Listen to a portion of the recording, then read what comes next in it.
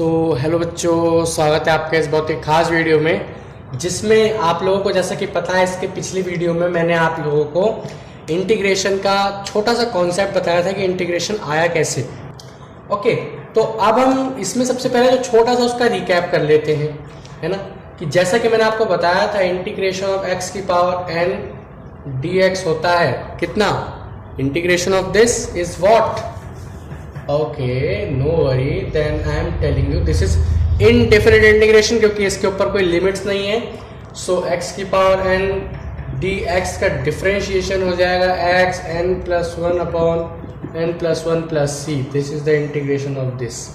So अगर मैं आपसे कहूँ x यानी कि x की पावर 5 dx है तो हो जाएगा x की पावर 6/6 plus c, है ना। So this is the best example। ठीक है, चलिए बहुत बढ़िया। आप लोगों को इंटीग्रेशन करना आता है अगर, तो हम लोग बात कर सकते हैं अलजेब्रा ऑफ इंटीग्रेशन की। किसकी? अलजेब्रा ऑफ इंटीग्रेशन की, है ना। अलजेब्रा ऑफ इंटीग्रेशन की, जिसमें हमें सबसे पहले पढ़ना है एडिशन, है ना। सबसे पहले नंबर 2 पे हमें पढ़ना है सब्ट्रैक्शन, फिर नंबर 3 पे पढ़ना है हमें मल्टीप्लिकेशन, फिर नंबर 4 पे पढ़ना है हमें डिवीजन, है ना। ये चारों चीजें हमने पढ़नी है अलजेब्रा इन इंटीग्रेशन, है ना। तो चलिए स्टार्ट करते हैं हम लोग। सबसे पहले हम लोग स्टार्ट करेंगे एडिशन से, एडिशन से। Okay, so the first question is y is equals to x plus x square 1 upon x। आपको इसको इंटीग्रेट करना है ना। इंटीग्रेट करेंगे तो मैं आपको बता दूं इंटीग्रेशन हमेशा दोनों साइड से होता है। जब कभी भी आपके पास इस तरीके का कोई क्वेश्चन आए तो आपको ये चीज ध्यान रखनी है कि इंटीग्रेशन जो होता है वो दोनों की दोनों तरफ से ही होता है। ओके, तो आपको ये सारी चीजें ध्यान में रखनी है। इंटीग्रेशन जो होता है वो दोनों तरफ से होता है। तो आइए करते हैं हम लोग इसे। सो इंटीग्रेशन करेंगे, integration so y dx is equals to, so y dx is equals to, क्योंकि यहाँ पे दो टर्म्स है तो हमें सिंपली एक एक को अलग अलग इंटीग्रेट कर देना है, यानी कि जैसा कि आप लोगों ने डिफरेंशिएशन में किया था, है ना। लेकिन इस बार फर्क क्या है कि आपको हर एक के साथ dx जरूर लगाना है। क्यों? क्योंकि ये छोटी वैल्यू है। बताया था मैंने आपको dx कहां से आया, ठीक है। एक बहुत ही छोटी वैल्यू है इसलिए यहां पे dx आ रहा है, ठीक है। ये आ गया। अब देखिए y का इंटीग्रेशन y रहेगा, है ना।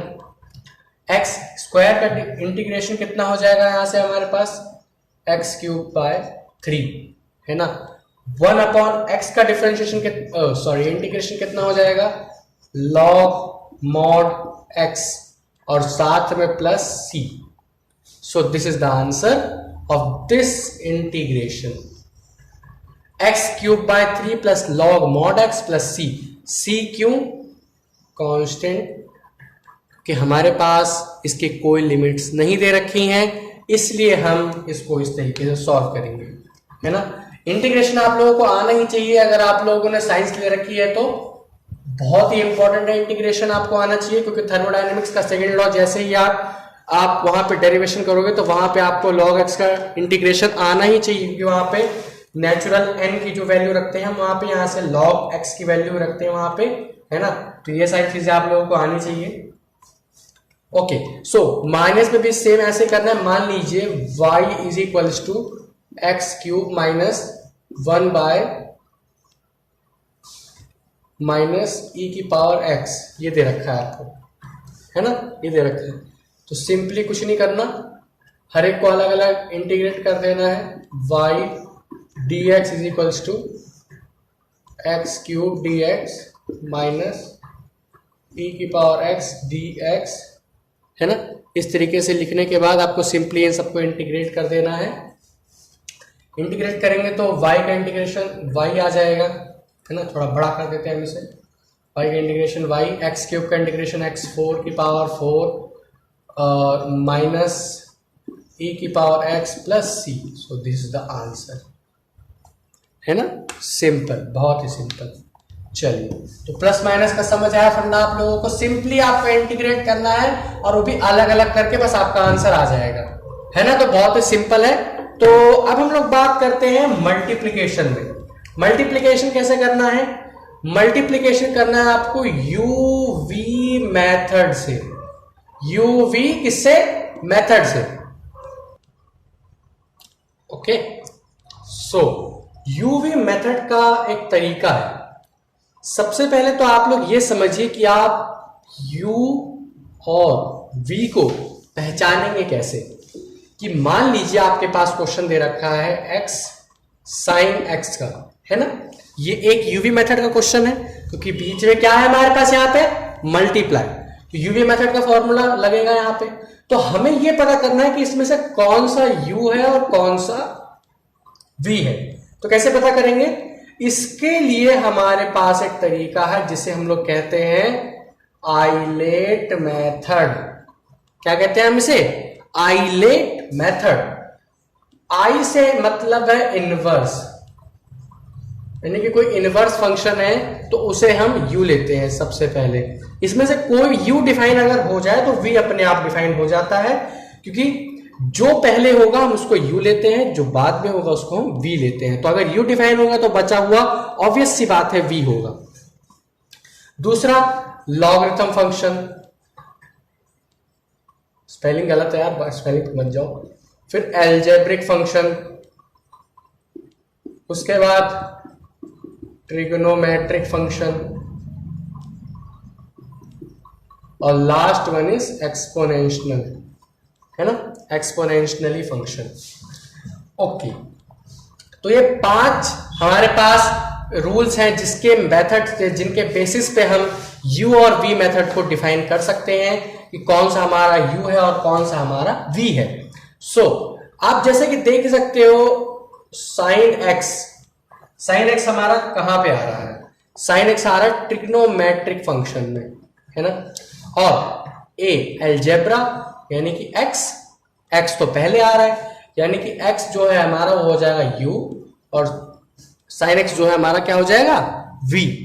ठीक है, आई बात समझ में? तो इस तरीके से आप ये चीज फाइंड कर सकते हो।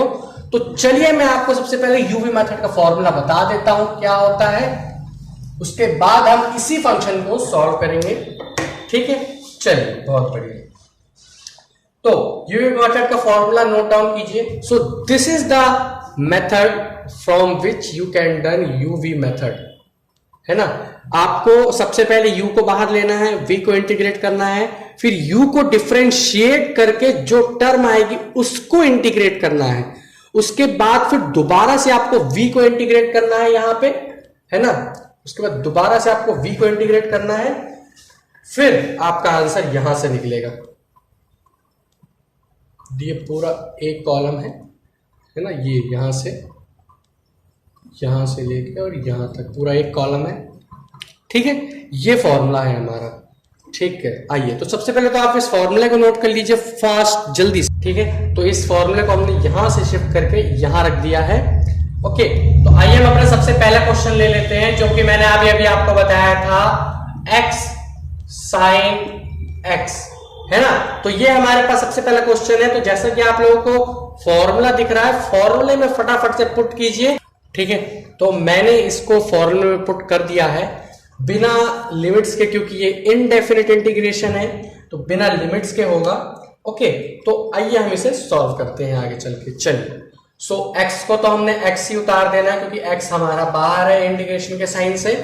साइन x का डिफरेंशिएट इंटीग्रेशन माइनस का cos x, dx इस बार नहीं लिखेंगे, माइनस dx का, सॉरी, x का इंटीग्रेशन, x का डिफरेंशिएशन, यहां पे तो डिफरेंशिएशन करना है, इंटीग्रेट करेंगे तो भी 1 ही आ जाएगा। यानी कि यहां पे हम लोग इसको 1 लिख सकते हैं, लेकिन इंटीग्रेट अभी नहीं करना है इसको, इसलिए सिर्फ 1 लिखेंगे यहां पे, है ना। फिर यहां sin x को डिफरेंशिएट करेंगे, इंटीग्रेट करेंगे, तो इसको इंटीग्रेट करेंगे तो कितना आंसर आ जाएगा?